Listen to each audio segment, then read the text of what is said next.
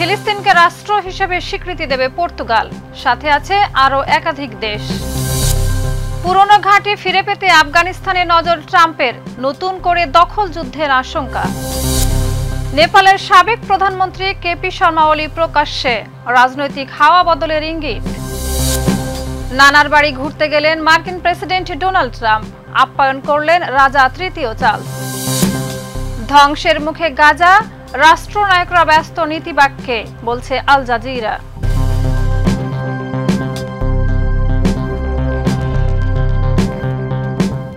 দর্শক আমন্ত্রণ মাই TV I নিউজে। এতক্ষণ দেখছিলেন শিরোনাম, সাথে আছে আমি শাহিদা রুবি। আপনার প্রিয় কাপড়ের যত্নে এলো এনজাইম সমৃদ্ধ Arik silver wash detergent powder, 500 গ্রাম মাত্র 70 টাকা। প্রিমার্ক। পর্তুগাল ফিলিস্তিনকে রাষ্ট্র হিসেবে আনুষ্ঠানিক স্বীকৃতি দেবে বলে জানিয়েছে দেশটির পররাষ্ট্র মন্ত্রণালয়। এই ঘোষণাটি জাতিসংঘের সম্মেলনের আগেই আসছে। পর্তুগালের পররাষ্ট্রমন্ত্রী পাওলো র্যাঙ্গেল ইতিমধ্যেই ইঙ্গিত দিয়েছিলেন যে তারা বিষয়টি বিবেচনা করছে। এর আগে স্পেন, আয়ারল্যান্ড ও নরওয়ে ফিলিস্তিনকে স্বীকৃতি দিয়েছে। ইউরোপীয় ইউনিয়নের 27টি দেশের মধ্যে এখনো অল্প কয়েকটি দেশই ফিলিস্তিনকে স্বীকৃতি দিয়েছে। আগামী সপ্তাহে যুক্তরাজ্য, অস্ট্রেলিয়া, কানাডা, বেলজিয়াম ও লুক্সেমবার্গও ফিলিস্তিনকে স্বীকৃতি দেওয়ার পরিকল্পনা করেছে। বিস্তারিত ডেস্ক রিপোর্টে। ফিলিস্তিনকে আনুষ্ঠানিকভাবে একটি স্বাধীন রাষ্ট্র হিসেবে স্বীকৃতি দিতে যাচ্ছে ইউরোপীয় দেশ পর্তুগাল। 19 সেপ্টেম্বর পর্তুগালের পররাষ্ট্র মন্ত্রণালয়ের এক বিবৃতিতে ঘোষণা দেওয়া হয়। বিবৃতিতে জানানো হয়, জাতিসংঘের আগামী সপ্তাহে অনুষ্ঠিত সাধারণ অধিবেশনের আগেই ফিলিস্তিনকে রাষ্ট্র হিসেবে স্বীকৃতি দেওয়া হবে। পর্তুগালের পররাষ্ট্রমন্ত্রী পাওলো র্যাঙ্গেল সম্প্রতি যুক্তরাজ্য সফরে এই সিদ্ধান্তে ইঙ্গিত দিয়েছিলেন। তিনি জানান, পর্তুগাল বিষয়টি গুরুত্বের সঙ্গে বিবেচনা করছে এবং মধ্যপ্রাচ্যে একটি টেকসই শান্তি প্রতিষ্ঠায় এই স্বীকৃতি গুরুত্বপূর্ণ ভূমিকা রাখবে। এর আগে 2024 সালের মে মাসে ফিলিস্তিনকে রাষ্ট্র হিসেবে স্বীকৃতি দিয়েছিল স্পেন, আয়ারল্যান্ড এবং নরওয়ে। স্পেন সেই সময়ই অন্য ইউরোপীয় দেশগুলোকে একই পদক্ষেপ নেওয়ার আহ্বান জানিয়েছিল, তবে তখন পর্তুগাল অপেক্ষাকৃত সতর্ক অবস্থান নিয়েছিল। বর্তমানে ইউরোপীয় ইউনিয়নে 27টি সদস্য দেশের মধ্যে স্বল্প সংখ্যক দেশ ফিলিস্তিনকে রাষ্ট্র হিসেবে স্বীকৃতি দিয়েছে, যার মধ্যে রয়েছে কিছু পূর্ব ইউরোপীয় দেশ, সুইডেন এবং সাইপ্রাস। শাহিদা রুবি, মাই টিভি। যুক্তরাষ্ট্র আফগানিস্তানের বাগরাম বিমান ঘাঁটি পুনরায় নিজেদের নিয়ন্ত্রণে নিতে চায় বলে জানিয়েছেন মার্কিন প্রেসিডেন্ট ডোনাল্ড ট্রাম্প। তিনি দাবি করেন, এটি চীনের পারমাণবিক স্থাপনাগুলোর কাছাকাছি অবস্থিত এবং কৌশলগত কারণে ঘাঁটিটির ফেরত প্রয়োজন। তবে আফগানিস্তান সরকার এই দাবি প্রত্যাখ্যান করে বলেছে, আফগানিস্তানের ভূখণ্ডে বিদেশি সেনা মোতায়েন কোনো সুযোগ নেই। বিস্তারিত ডেস্ক রিপোর্টে। আফগানিস্তানের ঐতিহাসিক বাগরাম বিমান ঘাঁটি আবারও নিয়ন্ত্রণে নিতে চায় যুক্তরাষ্ট্র। যুক্তরাজ্য সফরে গিয়ে এক যৌথ সংবাদ সম্মেলনে মার্কিন প্রেসিডেন্ট ডোনাল্ড ট্রাম্প এই নিয়ে মন্তব্য করলে আলোচনার ঝড় ওঠে। তবে আফগান সরকার স্পষ্ট জানিয়েছে, বাগরামে মার্কিন সেনাদের ফেরার কোনো সুযোগ নেই। 4 বছর পর আবারও বাগরাম ঘাঁটি ফেরত যাওয়ার পেছনে যুক্তরাষ্ট্রের কি উদ্দেশ্য? ট্রাম্পের বক্তব্যে ইঙ্গিত মিলেছে, চীনের পারমাণবিক সক্ষমতা নজরে রেখেই ঘাঁটিটি পুনর্দখলের আগ্রহ। ট্রাম্প বলেন, বিশ্বের বৃহৎ ঘাঁটিগুলোর একটি বাগরাম, চীনের পারমাণবিক স্থাপনাগুলোর খুব কাছে এটি, আমরা সেটি ফেরত পেতে চাই। তবে ট্রাম্পের এই বক্তব্যের পর চীন কড়া প্রতিক্রিয়া জানিয়েছে। পররাষ্ট্র মন্ত্রণালয়ের মুখপাত্র লিন জিয়ান বলেন, আঞ্চলিক উত্তেজনা বাড়ানোর চেষ্টা করছে যুক্তরাষ্ট্র। আফগানিস্তানের ভবিষ্যৎ নির্ধারণ করবে সেখানকার জনগণ। বিবিসির এক অনুসন্ধান বলছে, বাগরামে চীনা উপস্থিতির কোনো প্রমাণ নেই। ঘাঁটিটি বর্তমানে প্রায় অকার্যকর অবস্থায় রয়েছে। অথচ মার্কিন প্রশাসনের দাবি, বর্তমান আফগান সরকার ক্ষমতায় ফেরার পর ঘাঁটিটিতে চীনের প্রভাব বাড়ছে। যুক্তরাষ্ট্র এখনও আফগানের বর্তমান সরকারকে আনুষ্ঠানিক স্বীকৃতি দেয়নি। তবে সম্প্রতি আটক মার্কিন নাগরিকদের মুক্তির বিষয়ে আলোচনায় বসেছে ওয়াশিংটন ও কাবুল। নেপালের সাবেক প্রধানমন্ত্রী কেপি শর্মা ওলি সেনা সুরক্ষা ত্যাগ করে প্রকাশ্যে এসেছেন। 9 সেপ্টেম্বর জেনজি আন্দোলনের চাপে তিনি পদত্যাগ করেন। এরপর তিনি শিবপুরীতে ছিলেন, এখন ভক্তপুরে ভাড়া বাসায় আছেন। আন্দোলনের সহিংসতায় 72 জন নিহত হয়। এরপর সাবেক প্রধান বিচারপতি সুশীলা কার্কি অন্তর্বর্তী প্রধানমন্ত্রী হিসেবে শপথ নেন। ইউএমএল ওলির অবস্থান নিয়ে আনুষ্ঠানিক কিছু জানায়নি। বিস্তারিত রিপোর্টে।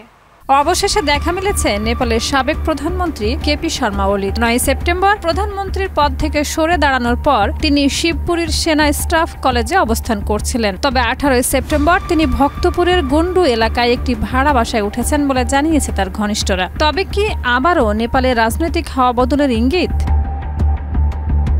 9 সেপ্টেম্বর ওলির বাসভবন বালকোটে জেনজি বিক্ষোভকারীদের অগ্নিসংযোগের শিকার হয়। ওই দিন ব্যাপক আন্দোলনের চাপে পদত্যাগ করেন ওলি। এর পরপরই সেনা সুরক্ষায় রাখা হয় তাকে। বর্তমানে নেপালের অন্তর্বর্তী সরকারের নেতৃত্বে আছেন সাবেক প্রধান বিচারপতি সুশীলা কার্কি, যিনি 12 সেপ্টেম্বর দেশের ইতিহাসে প্রথম নারী প্রধানমন্ত্রী হিসেবে শপথ নেন। তার নেতৃত্বে আরও 3 মন্ত্রী শপথ নিয়েছেন। জেনজি আন্দোলনের সূত্রপাত ঘটে 8 সেপ্টেম্বর, যখন নেপালের তরুণ সমাজ দুর্নীতি, দমনপীড়ন ও সামাজিক যোগাযোগ মাধ্যমে নিষেধাজ্ঞার প্রতিবাদে রাস্তায় নামে। নিরাপত্তা বাহিনী টিয়ার গ্যাস, জলকামান ও রাবার বুলেট ব্যবহার করে বিক্ষোভ দমন করতে চেষ্টা করে। এমনকি কারফিউ জারি করা হয়। তবে বিক্ষোভ থেমে না গিয়ে আরও ছড়িয়ে পড়ে। বিভিন্ন সরকারি ভবন ও নেতাদের বাসভবনে হামলা ও অগ্নিসংযোগের ঘটনা ঘটে। এ সহিংসতায় এখন পর্যন্ত অন্তত 72 জন নিহত হয়েছেন। আন্দোলন থামাতে না পেরে পদত্যাগ করেন প্রধানমন্ত্রী কেপি শর্মা ওলি। তবে ইউএমএল দল এখনও তার বর্তমান অবস্থান সম্পর্কে আনুষ্ঠানিক কোনো তথ্য জানায়নি। Shahida Ruby, MyTV. ডোনাল্ড ট্রাম্পের যুক্তরাজ্যের সঙ্গে রয়েছে পারিবারিক ও ব্যবসায়িক সম্পর্ক, বিশেষ করে স্কটল্যান্ডের সঙ্গে। তার মা ম্যারি অ্যান ম্যাকলিওড ছিলেন লুইস দ্বীপের বাসিন্দা, যিনি 18 বছর বয়সে যুক্তরাষ্ট্রে যান। আজীবন তিনি স্কটিশ সংস্কৃতির প্রতি অনুরাগী ছিলেন। ট্রাম্প স্কটল্যান্ডে 2টি গলফ কোর্সের মালিক, টার্নবেরি ও ইন্টারন্যাশনাল গলফ লিংকস। তবে পরিবেশ ধ্বংসসহ এসব কোর্স নিয়ে বিতর্ক আছে। বিস্তারিত প্রতিবেদনে। এবার নানা বাড়িতে বেড়াতে গেলেন মার্কিন প্রেসিডেন্ট ডোনাল্ড ট্রাম্প। কেমন কাটছে নানা বাড়িতে ট্রাম্পের? শুনতে অন্যরকম লাগলেও ট্রাম্প আর স্কটল্যান্ডের সম্পর্কটা একদম মা সন্তানের মতো। মাঝখানে শুধু গল্ফ কোর্স, বিতর্ক আর একটু গ্যালিক অ্যাকসেন্ট। ট্রাম্পের মা ম্যারি অ্যান ছোট্ট এক স্কটিশ দ্বীপ থেকে 18 বছর বয়সে আমেরিকায় পাড়ি জমালেন। কিন্তু ট্রাম্প তিনি সেই দ্বীপের স্মৃতি এতটাই ভালোবাসেন যে সেখানে গিয়ে পুরো আমি এই মাটিরই সন্তান ভঙ্গিতে দাঁড়িয়ে বললেন, এই জায়গাটা আমার জন্য খুব স্পেশাল। অবশ্য স্থানীয় লোকেরাও কম যান না, তারাও বলে উঠলেন, হ্যাঁ তুমি আমাদের মাটি নষ্ট করে এখন আবার ভালোবাসার গল্প বলছো। তবে মজার ব্যাপার হলো স্কটল্যান্ডের লোকজন ট্রাম্পকে যতটা না টার্নবেরির ভাবেন তার চেয়ে বেশি টার্ন অফ মনে করেন। জরিপে দেখা গেছে 10টি স্কটিশের মধ্যে 7 জন ট্রাম্পের নাম শুনে সিটকান।